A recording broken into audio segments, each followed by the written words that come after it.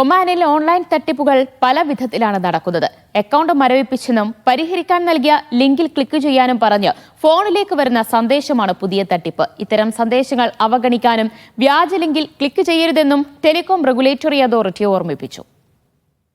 രാജ്യത്തെ ബാങ്ക് ഉപഭോക്താക്കളെ ലക്ഷ്യമിട്ടുള്ള തട്ടിപ്പുകൾ വർദ്ധിക്കുന്നുണ്ടെന്ന് ഒമാനിലെ ടെലികമ്മ്യൂണിക്കേഷൻ റെഗുലേറ്ററി അതോറിറ്റി മുന്നറിയിപ്പ് നൽകുന്നു.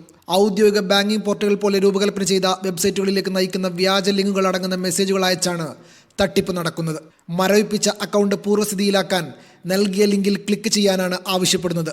എന്നാൽ ഇത്തരം വ്യാജ വെബ്സൈറ്റിൽ ഉപയോക്താക്കൾ നൽകുന്ന ബാങ്ക് കാർഡ് വിശദാംശങ്ങളിലൂടെ ഈസിയായി അക്കൗണ്ടിൽ നിന്ന് തട്ടിപ്പുകാർ പണം തട്ടുന്നു.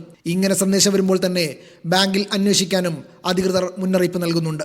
ബാങ്ക് വിവരങ്ങൾ അപ്ഡേറ്റ് ചെയ്യാനാണെന്ന് പറഞ്ഞു വിളിക്കുന്ന തട്ടിപ്പ് സംഘങ്ങളുമുണ്ട്. വിവരങ്ങൾ അപ്ഡേറ്റ് ചെയ്യാൻ ഫോണിലേക്ക് വരുന്ന OTP ചോദിക്കുകയാണ് തട്ടിപ്പ് സംഘത്തിന്റെ രീതി. സുരക്ഷാ കാരണങ്ങളാൽ ATM കാർഡ് മരവിപ്പിച്ചെന്നും ഈ നമ്പറിൽ ബന്ധപ്പെടണമെന്നും കാണിച്ചും സന്ദേശം വരാം. ജോലി വാഗ്ദാനം ചെയ്തുള്ള തട്ടിപ്പുകളും നടക്കുന്നുണ്ടെന്നും റോയൽ ഒമാൻ പോലീസ് മുന്നറിയിപ്പ് നൽകുന്നു. ഇത്തരം സന്ദേശങ്ങളിൽ വഞ്ചിതരാകരുതെന്നും ജാഗ്രത പാലിക്കണമെന്നും അധികൃതരെ അറിയിക്കാനും റോയൽ ഒമാൻ പോലീസ് മുന്നറിയിപ്പ് നൽകുന്നുണ്ട്. Media 1 Muscat.